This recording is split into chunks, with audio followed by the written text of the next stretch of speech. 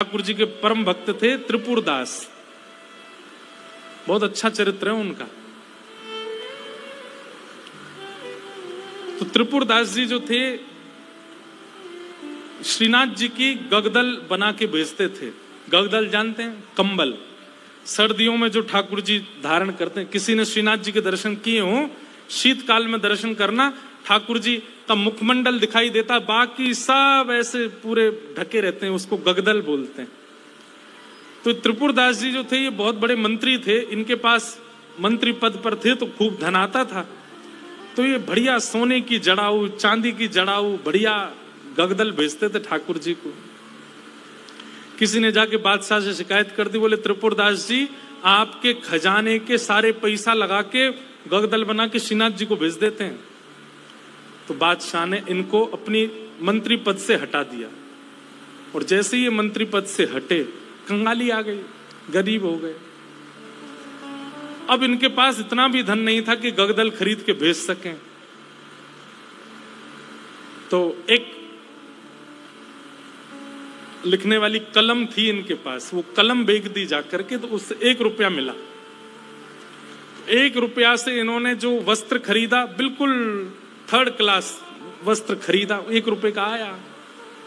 मन में बड़े दुखी थे, बोले ठाकुर जी मैंने कभी ऐसा वस्त्र आपको भेजा नहीं, लेकिन क्या बताऊं, और कोई मेरे पास चारा नहीं। वो वस्त्र खरीद करके और उस पर प्रेम से हृदय से लगा के उस पर बढ़िया सुंदर कुछ रंग रोगन किया, जो जो उन पर उपस्थित था। थोड़े थोड़े इत्र बचे थे, इत्र लगा दिया और किसी के हाथ मंदिर भिजवा दिए। पहले तो हमेशा खुद जाते थे जब मंत्री थे, लेकिन अब मन में सोचे कि कहीं मैं ऐसी अवस्था में मंदिर गया, गुसाई जी ने अगर मुझे इस अवस्था में देखा तो वे कहीं मुझ पर कृपा करने के लिए धनराशि ना दे दें, इसलिए खुद नहीं गए, किसी के हाथों भिजवा दिया। गगदल नहीं बना पाए थे, चद्दर बनी थी, बस भिजवा दी। और कोई बात नहीं, ठाकुर जी समझेंगे मेरी परिस्थिति। शीतकाल का समय आया, यहां पर वो चद्दर जैसे ही पहुंची तो भंडारियों ने सोचा ये तो बिल्कुल सामान्य स्थिति की है, ये ठाकुर जी की सेवा में क्यों जावे, ऐसे ही रख दो इसको कहीं किनारे में कहीं रख दी। शीतकाल प्रारंभ हुआ, जैसे ही ठाकुर जी को गगदल पहनाई, रात्रि में शयन करा करके गुसाई जी चले गए। रात भर गुसाई जी ठिठरते रहे, मुंह कांपते रहे, हाथ पर कांपते रहे। सुबह मंगला में जैसे ही दर्शन करने गए तो भीतर जाके जैसे ही ठाकुर जी को उठाया, ठाकुर जी के दांतों की आवाज आ रही थी, cut cut cut cut cut cut जोर से, और ठाकुर ठिठर रहे हैं जोर से। गुसाई जी बोले 5-5 गगदल पहना रखी हैं फिर भी ठिठर रहे हैं, अंगीठी जला के लाओ। अंगीठी जला करके ठाकुर जी के आगे हाथ सेक सेक के, कभी हाथ पे लगा मैं, कभी गालों पे लगा मैं, कभी गले पे लगा मैं। ठाकुर जी बोले जाड़ो लग रहा हो, बहुत जोड़ते जाड़ो लग रहा हो मुझे। गुसाई जी बोले जय जय। अंगीठी जला दी, 5-5 गगदल उड़ा दी, और गगदल लेके आओ। महाराज 10-10 गगदल, ठाकुर जी ढक गए पूरे रजाइयों में। 5-5 अंगीठी जला दी और ठाकुर जी हिल रहे हैं जोर से। और केवल नाटक कर रहे हो ऐसा नहीं, स्पर्श करने में बिल्कुल ऐसा लग रहा है जैसे मानो जैसे ठंडे पड़ गए हो ठाकुर जी। गुसाई जी तो इतनी चिंता में आ गए, क्या करें। अचानक गुसाई जी बोले 10-10 गगदल और 5-5 अंगीठी, फिर भी ठंडक नहीं जा रही, कोई लीला तो नहीं श्याम सुंदर की। ओहो, निश्चित ही किसी भक्त के द्वारा भेंट आई है और वो हमने पधराई नहीं है, इसीलिए ये सब हो रहा है। तुरंत गुसाई जी बोले किसी भक्त की भेंट आई थी क्या? क्या भेंट आई बताओ। सब बताया, बोले ये भेंट आई है। एक बोला एक और आई है, वो पतली सी चद्दर आई है एक, उसका कपड़ा भी ऐसा हम भी नहीं पहने, वो रखी है किनारे। गुसाई जी बोले वही लेके आओ। लेकर के आए, सारे 10 के 10 गगदल हटाई, पतली सी बेकार से कपड़ा की वो चद्दर जैसे ही ठाकुर जी को उड़ाई, ठाकुर जी बोले पसीना आ गए मुंह, तो भैया मेरी सबरे जाड़ो चलोगो। अरे अंगीठी हटाओ, मुझको बहुत जोर से गर्मी लग रही है। गोसाई जी बोले बलिहारी ठाकुर जी आपकी जय हो। आपको ना तो जाड़ा लगता है, ना भूख लगती है, ना प्यास लगती है, ना गर्मी लगती है। भक्त के द्वारा प्रस्तुत भाव स्वीकार करने के लिए सारे भाव प्रकट कर लेते हो। ऐसे हमारे ठाकुर जी। तो त्रिपुर दास की बेचारी की सामान्य सी चद्दर ओढ़ करके ठाकुर जी पसीना बहा रहे हैं अपने मुंह, इतनी जोर से गर्मी लगी आई मुंह। ऐसे हमारे ठाकुर जी। तो आप मत कीजिए, आप तो पवित्रता का भी ध्यान रखो, वर्णाश्रम धर्म का भी ध्यान रखो, सभ्यताओं का भी ध्यान रखो, वेद मर्यादाओं का भी पालन करो। ठाकुर जी को अवसर दीजिए। प्रेम आपका ऐसा हो कि ठाकुर जी नियम तोड़वाने की आज्ञा दें, तब श्रेष्ठता है। हरिराम व्यास जी जिन्होंने जुगल किशोर जी को प्रकट किया, ऐसे श्री हरिराम व्यास जी की बेटी का ब्याह था और अपनी बेटी के ब्याह में जितने ब्राह्मण आए, हरिराम व्यास जी अपनी बेटी के ब्याह से प्रसन्न नहीं थे। क्यों नहीं थे? कोई पिता अपने पुत्री के ब्याह से अप्रसन्न कैसे हो सकता है? लेकिन उनके मन में भाव था कि भाई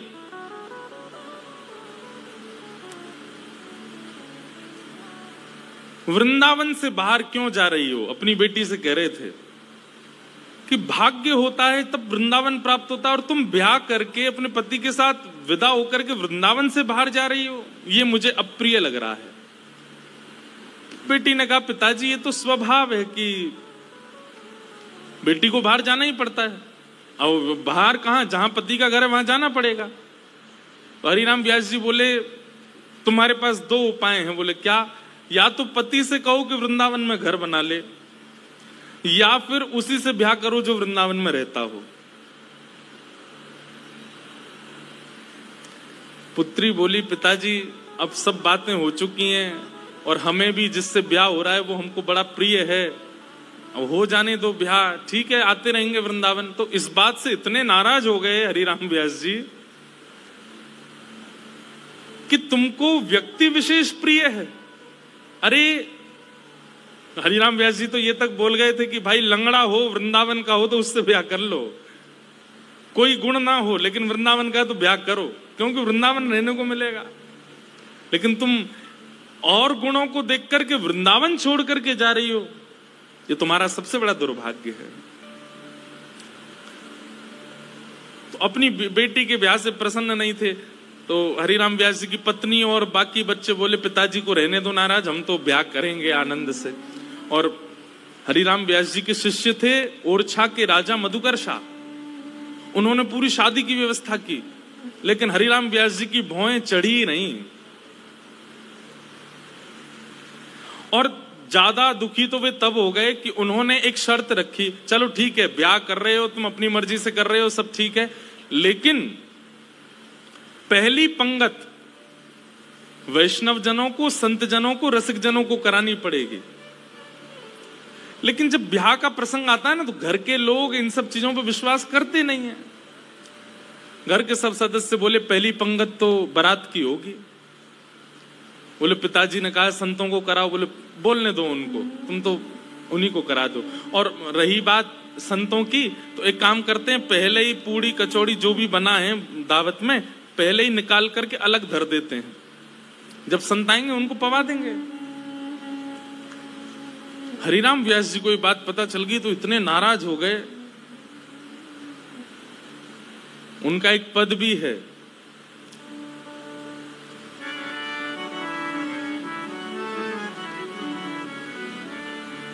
संतन सौ अधिक समधि प्यारे।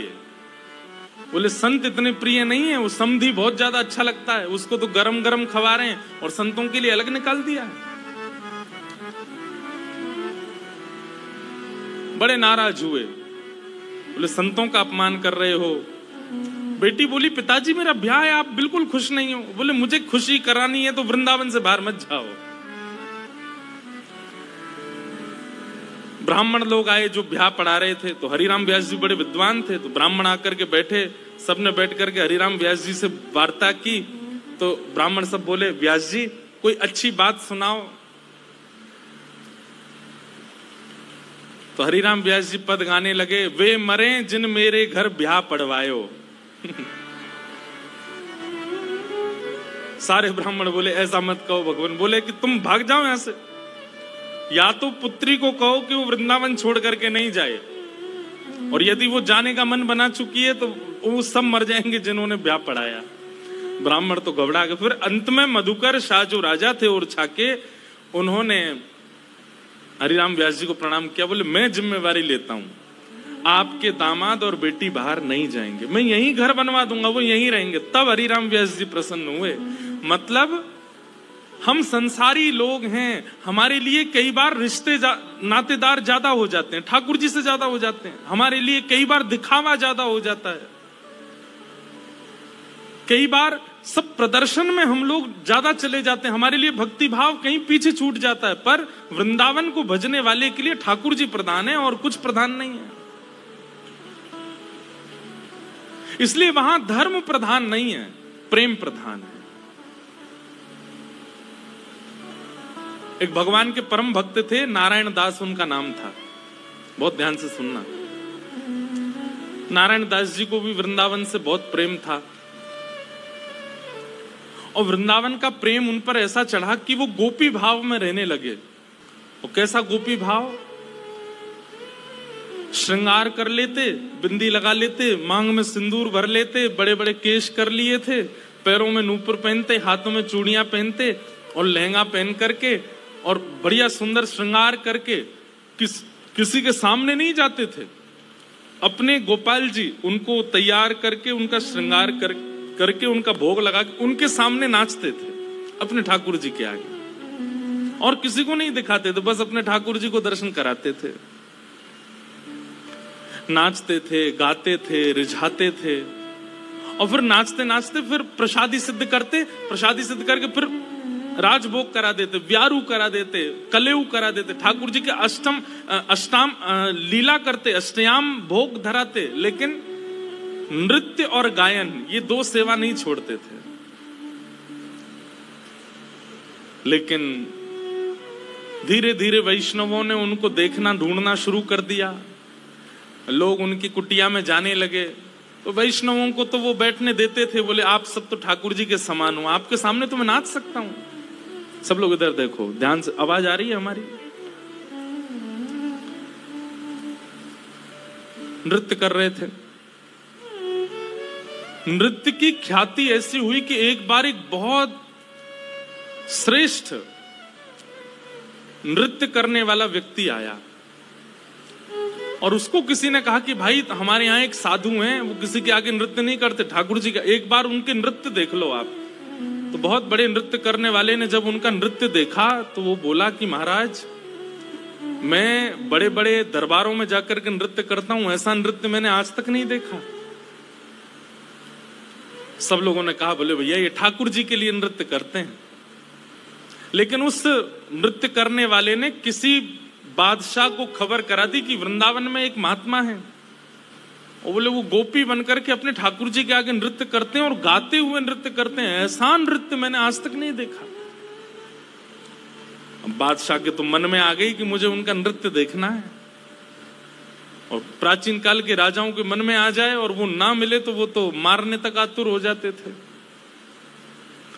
उन्होंने अपने सैनिकों को भेज करके कहा कि आपको नृत्य करने के लिए बादशाह ने बुलाया है, या तो चलिए, और अगर आप इनकार करोगे तो आपकी कुटिया जला देंगे, आपके ठाकुर जी छीन लेंगे, और फिर कभी नृत्य करने लायक बचोगे नहीं। ऐसी स्थिति पड़ गई।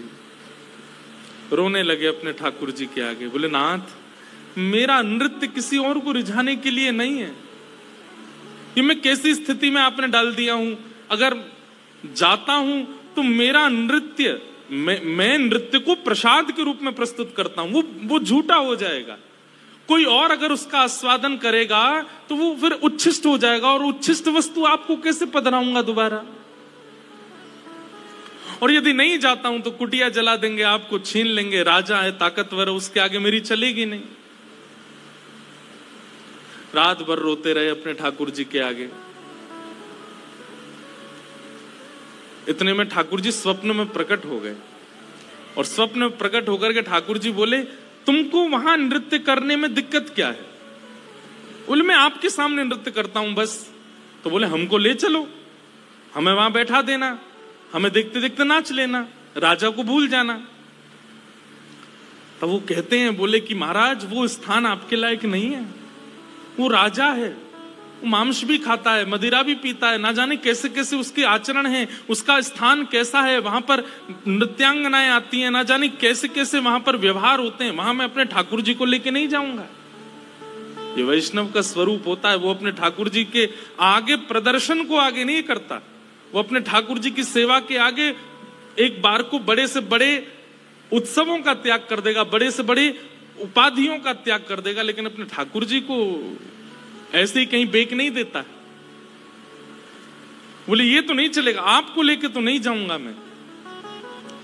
तब भगवान बोले, तो फिर नहीं जाओगे तो ये लोग तुम्हारे कुटिया उजाड़ देंगे। तो फिर वो बोला, आप इतना भी नहीं कर सकते, तो फिर क्या बात के भगवान, आज तक मैंने आपसे कुछ नहीं मांगा, लेकिन इसका समाधान बताओ मैं कैसे करूं। तब भगवान बोले, देखो तुमने अपनी गली में तुलसी की माला पहनी है और ये तुलसी मेरा ही स्वरूप है, तो तुम मुझे तो नहीं ले जाओगे, लेकिन ये तुलसी माला तो पहन के जाओगे।